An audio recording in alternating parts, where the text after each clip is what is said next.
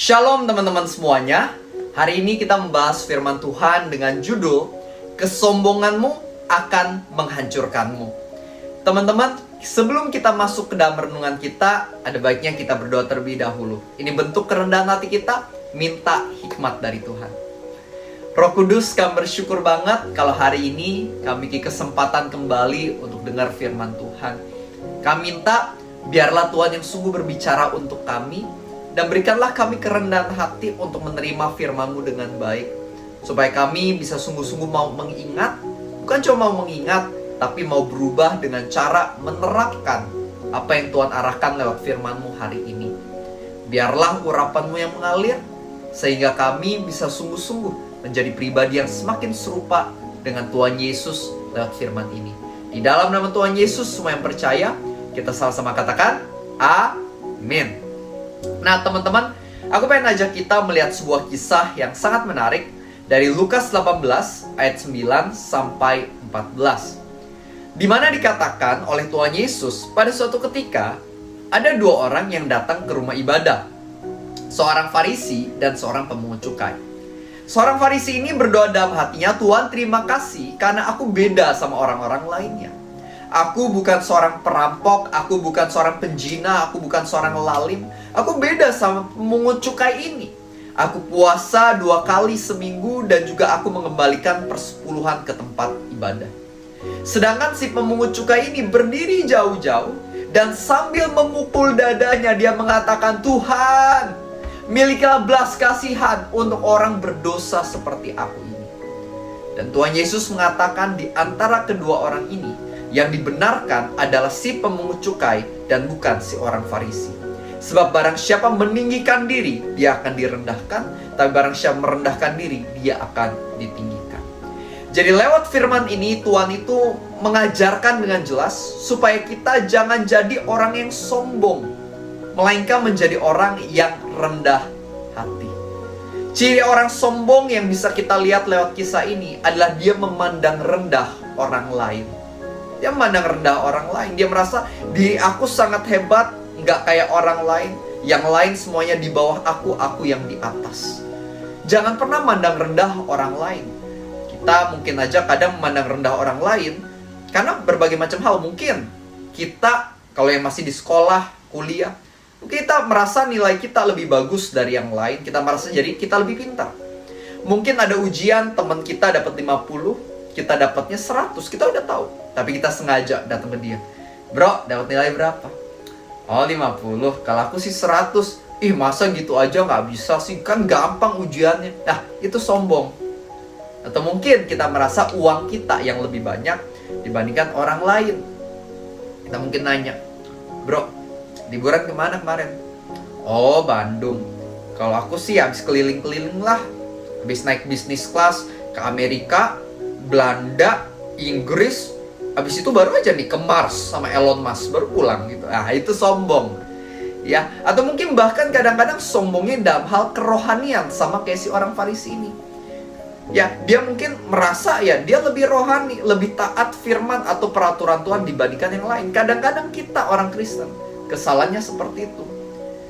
Kita ketika melihat orang yang masih suka kelab malam, masih teradiksi dosa nafsu, ke website nggak benar, atau teradiksi sama yang namanya minuman-minuman keras, lalu kita anggap orang itu tuh lebih nggak layak diberkati, sedangkan kita lebih layak diberkati karena kita hidupnya lebih benar menurut kita. Tapi hari ini Tuhan pengen ajak kita untuk jadi orang yang rendah hati. Orang yang rendah hati itu nggak mandang rendah orang lain. Dia nggak tergerak untuk menghakimi, tapi tergeraknya untuk mengasihi. Ketika ada orang yang mungkin lagi keadaannya kurang baik, rohani kurang baik, ekonomi kurang baik, dan lain-lain, yang dilakukan adalah berdoa dengan kasih supaya orang itu bisa bangkit untuk naik menjadi level dia atau bahkan lebih tinggi dari level dia. Nah itulah ciri orang yang rendah hati, nggak menghakimi, melainkan mengasihi. Itu yang Tuhan mau, itu yang Tuhan inginkan. Makanya kan kenapa Tuhan Yesus waktu itu disukai oleh para pemungut cukai, para pelacur, karena beda sama Farisi. Farisi suka merendahkan mereka, tapi Tuhan Yesus malah mau bersahabat dengan mereka. Nah begitu pula dalam hidup kita. Jadilah orang yang rendah hati. Jangan pandang rendah orang lain. Lagi pula, Kita nggak pernah tahu loh. Kita pandang rendah orang lain, ternyata orang itu orang luar biasa. We never know. Salah satu orang yang paling kaya yang saya kenal, itu pakai bajunya dari atas sampai bawah. Pas saya lihat, nggak ada branded-brandednya. Baju biasa. Waktu itu dia pakai jam tangannya juga jam tangan yang buat ngecek detak jantung seperti itu, gitu kan. Dan juga celananya celana pendek biasa, sendalnya sendal biasa. Dari atas ke bawah kelihatannya biasa aja, tapi dia kayaknya luar biasa, melintir sekali kekayaannya. Nah, jadi maksudnya apa? Jangan sampai mandang rendah orang lain. Don't judge a book by its cover. We never know. Dalamnya mungkin dia orang yang sangat amat luar biasa hebat. Atau mungkin saat ini dia kelihatannya ya cuman tukang bakso, tapi kita nggak tahu, mungkin 30 tahun dari sekarang mungkin aja dia jadi presiden. We never know. Makanya jangan pandang rendah orang lain. Ketika kamu pandang rendah orang lain, tanpa kamu sadari kamu akan mengatakan atau melakukan hal-hal yang kurang menghormati dia. Dan pada akhirnya itu akan membuat hubunganmu dengan dia jadi kurang baik. Dan tentunya kalau hubungan kurang baik, orang itu pun akan tidak terlalu tergerak untuk jadi berkat buat kamu. Dan inilah yang akan menghambat kamu dari mengalami berkat Tuhan. Ini akan membuat hidup kamu pun jadinya ya tidak terlalu disukai orang. Otomatis yang namanya di dalam kehidupan pun kamu meningkatnya nggak akan bisa maksimal. Karena orang-orang nggak suka sama orang yang sombong atau ngerendahin orang lain.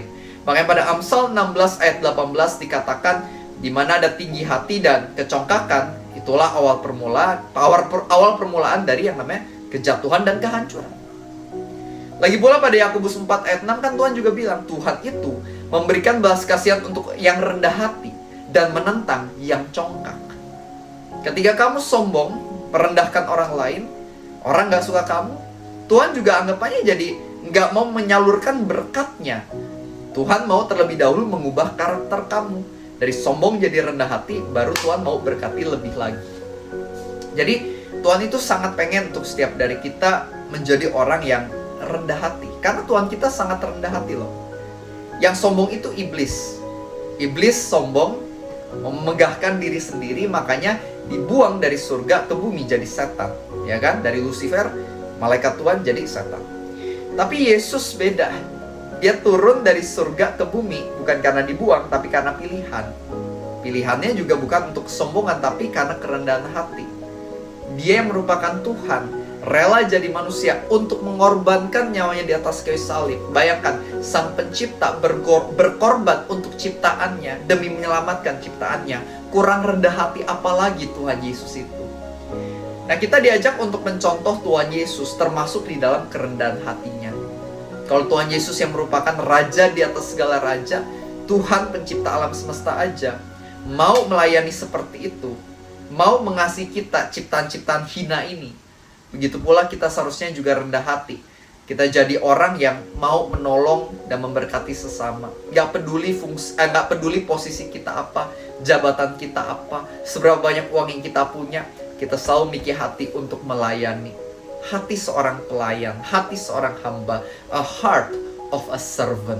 Itu yang Tuhan inginkan dari hidupku dan juga hidup kamu. Amin. Maka itu, mulai hari ini jadilah orang yang rendah hati dengan cara banyak bergaul sama Tuhan Yesus. Semakin banyak kamu bergaul dengan orang yang rendah hati, apalagi Tuhan yang rendah hati, di situ hatimu juga semakin lama akan semakin humble. Amin. Mari kita tutup di dalam doa.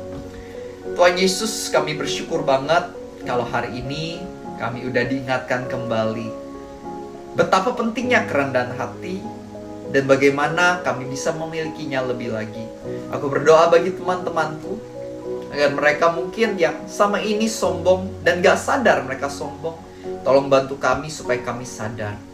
Bantu kami untuk bisa menghargai dan menghormati orang-orang di sekitar kami. Bantu kami untuk sungguh-sungguh melayani, gak menghakimi lagi tapi mengasihi. Tuhan Yesus, kami bersyukur atas kerendahan hatimu yang sudah berkorban untuk kami. Mampukan kami untuk juga bisa melakukan hal yang sama. Kami bersyukur karena Engkau terus mengingatkan kami akan kebenaran. Di saat kami lupa atau karakter kami seringkali bobrok, Kau gak pernah menyerah akan kami. Kau terus membentuk kami di dalam kasih karunia-Mu. Terima kasih Tuhan Yesus. We're so grateful to have you. Kami sangat berterima kasih memiliki Tuhan yang luar biasa seperti Engkau. Dan hari ini, kamu declare lagi sama-sama, Jesus Christ, you are always more than enough. Di dalam nama Tuhan Yesus, semua yang percaya, kita sama-sama katakan, amin. Seperti biasa, sedikit informasi buat teman-teman yang belum subscribe. Jangan lupa subscribe, klik tombol loncengnya, bantu komen juga, bantu share ke teman dan keluarga. Karena harapanku, channel YouTube ini bisa membagikan renungan untuk semua orang di Indonesia. Aku percaya gak ada yang mustahil, tapi aku gak bisa sendirian.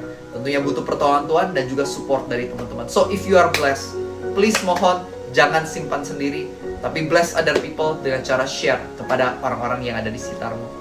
Dan kalau teman-teman mungkin mau buku rohani, aku ada nulis banyak buku rohani, ada Jujur sama Tuhan, Keintiman dengan Tuhan, dan lain-lain. Cek aja di dalam kolom caption ya, atau bio yang di bawah ini. Teman-teman bisa lihat di sana cara mendapatkannya. Dan aku berdoa agar buku-buku karyaku bisa memberkatimu dan juga orang-orang di sekitarmu. God bless you and see you next time.